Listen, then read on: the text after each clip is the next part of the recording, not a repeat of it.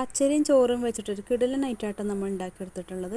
ബ്രേക്ക്ഫാസ്റ്റിനായാലും ഡിന്നറിനായാലും ഒക്കെ നമുക്ക് ഉണ്ടാക്കിയെടുക്കാം കേട്ടോ. ആവിയിലാണ് കേട്ടോ നമ്മൾ ഇത് ഉണ്ടാക്കിയെടുക്കുന്നത്. ഇതെങ്ങനെ ഉണ്ടാക്കാമെന്ന് കണ്ടു നോക്കാം. ഇത് ഉണ്ടാക്കിയെടുക്കാനായിട്ട് ഇതാ ഒരു കപ്പ് പച്ചരി ഏകദേശം 7 മണിക്കൂറോളം വെള്ളത്തിലിട്ടിട്ട് നന്നായിട്ട് തന്നെ കുതിർത്തി എടുത്തിട്ടുണ്ട് കേട്ടോ. എന്നിട്ട് കഴുകി വാർത്തെടുത്തിട്ടുണ്ട്. അപ്പോൾ അതൊരു മിക്സിയുടെ ജാറിലേക്ക് ഇട്ട് കൊടുത്തിട്ടുണ്ട് കേട്ടോ.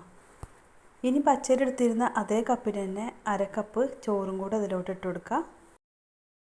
1 ടേബിൾ സ്പൂണ് പഞ്ചസാരയും കൂടെ ഇട്ട് കൊടുക്കുക.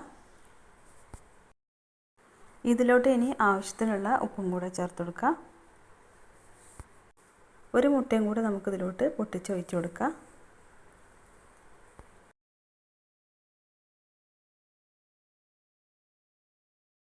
ഇനി ഇത് നമുക്ക് നന്നായിട്ട് തന്നെ ഒന്ന് ബ്ലെൻഡാക്കി എടുക്കണം. അപ്പോൾ നന്നായിട്ട് തന്നെ ബ്ലെൻഡാക്കി എടുക്കാൻ ആവശ്യത്തിനുള്ള വെള്ളം കൂടെ ഒഴിച്ച് കൊടുക്കുക.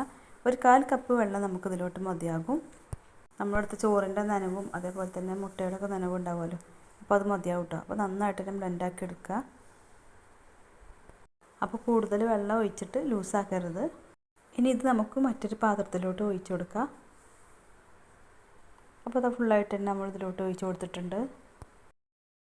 അപ്പോൾ നമുക്ക് ദോശമാവിൻ്റെ ഒക്കെ ഒരു കൺസിസ്റ്റൻസിയിലായിട്ട് നമുക്ക് ബാറ്റർ വേണ്ടത്. ഇനി നമുക്കിതിലോട്ട് ഒരു 2 ടേബിൾ സ്പൂണ് റവയും കൂടെ ചേർത്ത് കൊടുക്കുക. അപ്പോൾ റവ ഒക്കെ ചേർത്ത് കൊടുക്കുമ്പോൾ നല്ലൊരു സോഫ്റ്റ്നെസ് ഉണ്ടാവും കേട്ടോ. അപ്പോൾ അതുകൊണ്ടാണ്. അപ്പോൾ നമ്മൾ എന്തായാലും റവ ഇതിലോട്ട് ഒരു 2 സ്പൂൺ ചേർത്ത് കൊടുക്കണം കേട്ടോ.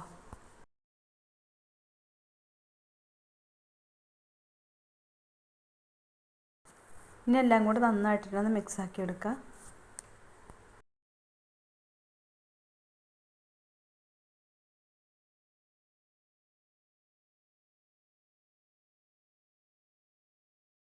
ഇനി നമുക്കിത് ഒരു 10 മിനിറ്റ് റെസ്റ്റ് ചെയ്യാനായിട്ട് മാറ്റി വെക്കാം. കാരണം നമ്മൾ റവ ഒക്കെ ചേർത്തത് കൊണ്ട് ഒന്ന് നന്നായിട്ട് സോഫ്റ്റായിട്ട് വരട്ടെ.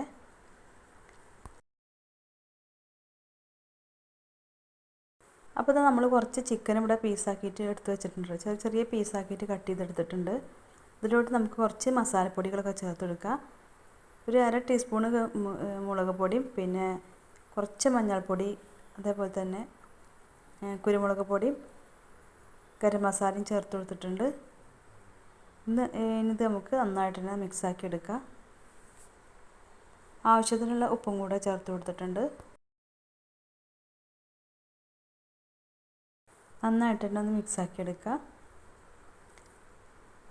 അപ്പോൾ ഇനി നമ്മത് റെസ്റ്റ് ചെയ്യാനൊന്നും മാറ്റി വെക്കുന്നില്ല. നമ്മൾ നേരെ ഇതൊന്ന് ഫ്രൈ ആക്കി എടുക്കണം. അപ്പോൾ അതിനായിട്ട് അത് കുറച്ച് ഓയിൽ ഒഴിച്ച് കൊടുത്തിട്ടുണ്ട് കേട്ടോ.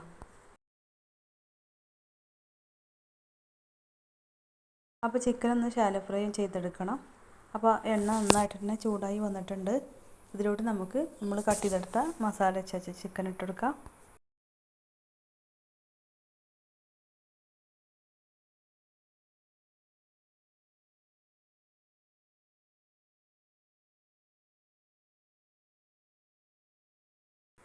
അപ്പോൾ ഒരു ഭാഗം ഫ്രൈ ആകുമ്പോൾ നമുക്കിത് മറിച്ചിട്ട് കൊടുക്കാം.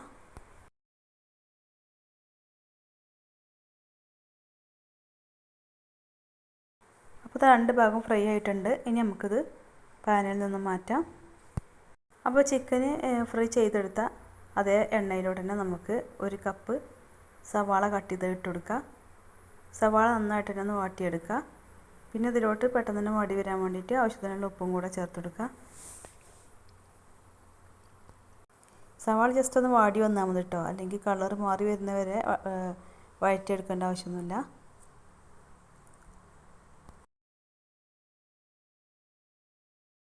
ഇതിലോട്ട് നമുക്ക് 1 ടേബിൾ സ്പൂണ് ഇഞ്ചി വെളുത്തുള്ളി ഒന്ന് പേസ്റ്റാക്കിയതും കൂടെ ചേർത്ത് കൊടുക്കുക. നന്നായിട്ട് തന്നെ വഴറ്റിയെടുത്തതിന് ശേഷം നമുക്കിതിലോട്ട് ഒരു തക്കാളി ചെറുതായിട്ടൊന്ന് കട്ട് ചെയ്തെടുത്തിട്ടുണ്ട്, അതും കൂടെ ഇട്ട് കൊടുക്കുക. ഇനി നമുക്ക് തക്കാളി വാടി വരുന്നവരെ വരെ ഒന്ന് നന്നായിട്ട് ഇളക്കിയെടുക്കുക. എന്നിട്ട് നമുക്ക് ഇതിലോട്ട് കുറച്ച് മസാലപ്പൊടികളൊക്കെ ചേർത്ത് കൊടുക്കുക. 1/4 ടീസ്പൂൺ മഞ്ഞൾപ്പൊടി അതേപോലെ തന്നെ മുളക് പൊടി പിന്നെ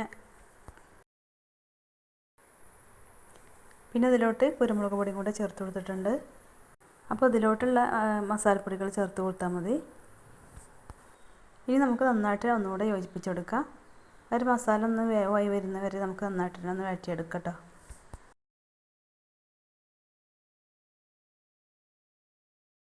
മസാല സോഫ്റ്റായിട്ട് കിട്ടാൻ വേണ്ടിയിട്ട് ഒരു 2 ടേബിൾ സ്പൂൺ വെള്ളം കൂടെ ഇതിലോട്ട് ഒഴിച്ചെടുക്കുക.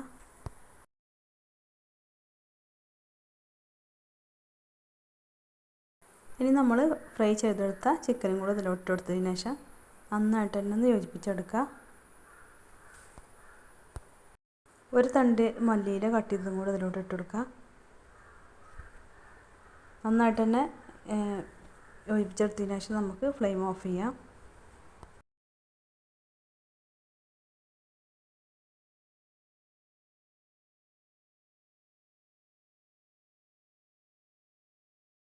ഇനി ഇത് ചെറുതായിട്ട് തന്നെ ഒന്ന് ചൂടാറി വരട്ടെ.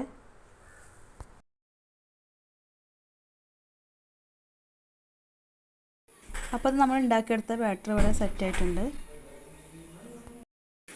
അപ്പോൾ കണ്ട ഈ ലൂസിലായിട്ട് മാവ് ഇരിക്കുന്നത്.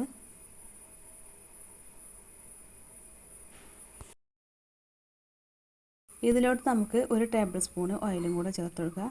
അപ്പോൾ ഓയിലോ അല്ലെങ്കിൽ നെയ്യോ എന്തെങ്കിലും ഒന്ന് ചേർത്ത് കൊടുക്കുക കേട്ടോ.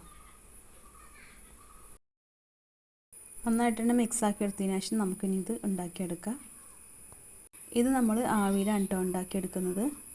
അപ്പോൾ ഇത് ഒരു പാത്രത്തിലാണ് നമ്മൾ സെറ്റാക്കി എടുക്കുന്നത്. അപ്പോൾ ഇതിൻ്റെ ഉൾഭാഗത്ത് കുറച്ച് നെയ്യോ ഓയിലോ എന്തെങ്കിലും ബ്രഷാക്കി കൊടുക്കുക.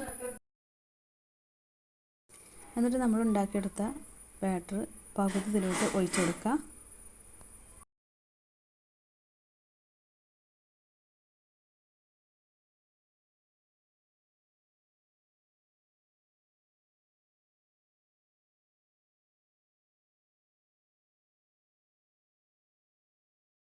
ആ പകുതി ഇതിലോട്ട് ഒഴിച്ചു കൊടുത്തതിന് ശേഷം ഇതിൻ്റെ മുകളിലായിട്ട് നമ്മൾ ഉണ്ടാക്കിയെടുത്ത ഫില്ലിങ് വിതറി കൊടുക്കുക.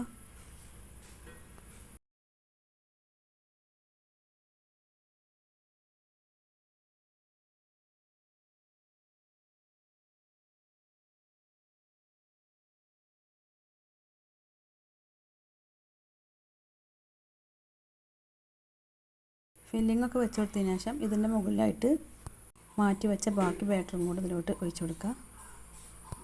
ഇഡ്ഡലി തട്ടിലാണ് നമ്മളിത് ആവിയിൽ വേവിച്ചെടുക്കുന്നത്. ഇപ്പോൾ വെള്ളം ഒഴിച്ചു കൊടുത്തിട്ടുണ്ട്. വെള്ളം നന്നായിട്ട് തിളച്ചിട്ടുണ്ട് കേട്ടോ. ഉൾഭാഗത്തൊരു റിങ്ങും കൂടെ ഇറക്കി കൊടുത്തതിന് ശേഷം നമുക്കിതുപോലെ വെച്ചെടുക്കാം. എന്നിട്ട് മീഡിയം ഫ്ലെയിമിലോട്ട് ആക്കി കൊടുത്തിട്ട് ഒരു 7 മിനിറ്റ് ഒന്ന് ആവിയിലൊന്ന് കുക്കാക്കി എടുക്കുക. അപ്പോൾ ഇത് കുക്കായി വന്നിട്ടുണ്ട്. ഇനി നമുക്കിത് ചൂടാറിയതിന് ശേഷം ഇത് മറ്റൊരു പാത്രത്തിലോട്ട് മാറ്റാം. അപ്പോൾ ഇത് സെറ്റായിട്ട് വന്നിട്ടുണ്ട്. ഇനി നമുക്കിതൊന്ന് കട്ട് ചെയ്തെടുക്കാം.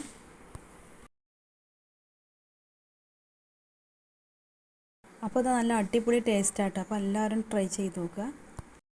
ചിക്കന് പകരം വേണമെങ്കിൽ നമുക്ക് എഗ്ഗ് വെച്ചിട്ട് ഇതുപോലെ റെഡിയാക്കി എടുക്കാം കേട്ടോ. അപ്പോൾ പുതിയ വിഭവമായിട്ട് വീണ്ടും വരാം. Okay, thank you.